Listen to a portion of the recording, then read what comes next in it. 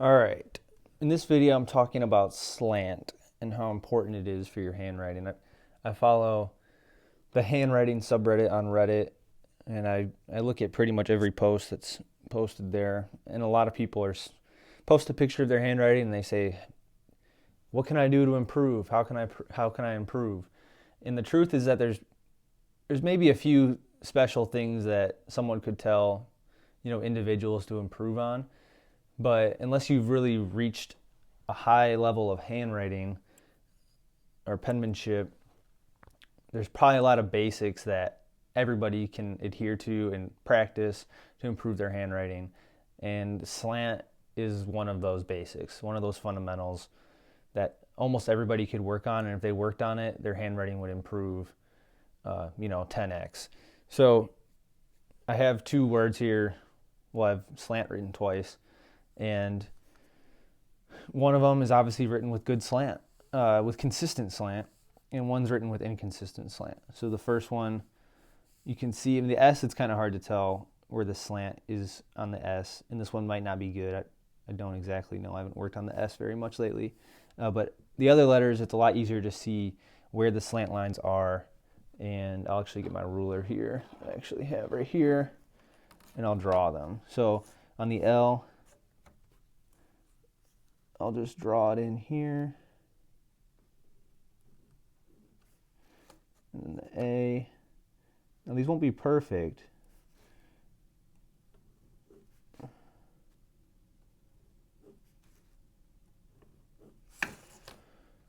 But they're pretty close. So those are our slant lines. The L coming down the back of the L, the A, and the N's a good one to look at. And this is the problem as I go down to the example with poor slant. We can see we're going in all different directions here.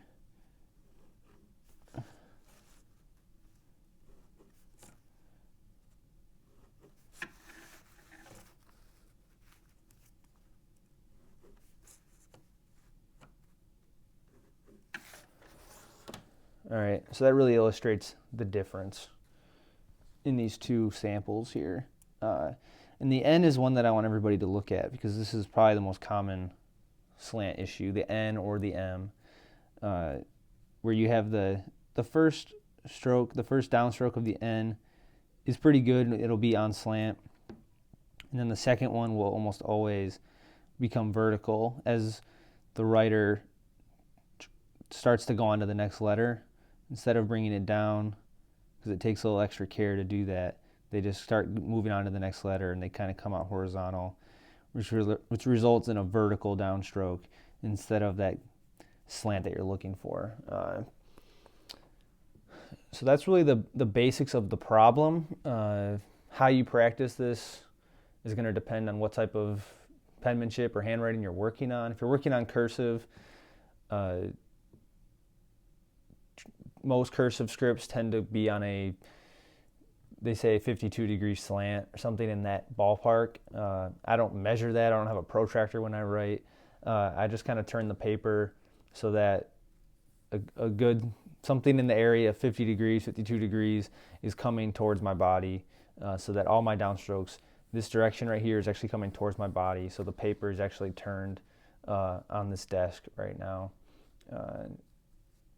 And well, that's for cursive. Of course, there's also vertical writing, cursive writing, which can look very good. And if that's the case, then you obviously want to be going straight up and down with all of your slant lines. But then there's other stuff, like if you're doing italic or if you're getting into like more calligraphy, like broad nib calligraphy.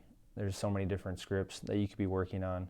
I don't know much about those, but you'll have to, the key with anything when you're working on slant is just writing, practicing, and then actually getting your ruler out and drawing these lines and seeing where you're making the mistakes, and then working on those letters. If you're doing cursive, N's probably going to be a problematic letter for you. So is I. It's real easy to bring this I up and then just come out like this on a vertical slant instead of bringing it down on the 52-degree slant. So Some things that I do to practice slant. There's a lot of good drills. So like we're looking at the end here. If I'm doing some ends, say, oh, those are pretty good, but let's say I want to drill them. I would just do a simple kind of retrace drill on both of the downstrokes. So I would go up and I would retrace, make sure I'm getting that on slant, then do it again, then exit.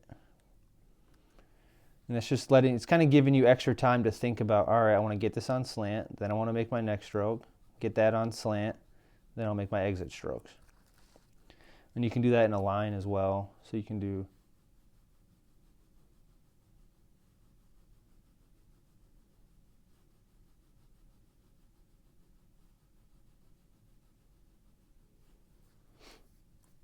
and you can do as many in a row as you want, as you'd like. I also like to maybe do one with the retrace, then do one without. Whoops. And then it's just a matter of writing. So, do a line.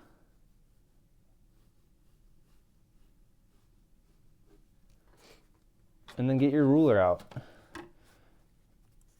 It's all about analysis. I think too often people want to kind of drill and work away at getting better handwriting when it's really more about looking at your work.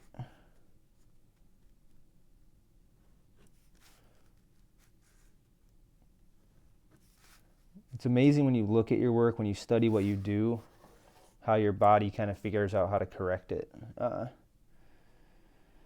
So these look pretty good. I might have been a little favorable with this line. This one maybe should have been going in this direction more. In that case, we have an issue here. But I've been practicing this a lot, so don't be discouraged. I practice slant in some form or another every day with my handwriting.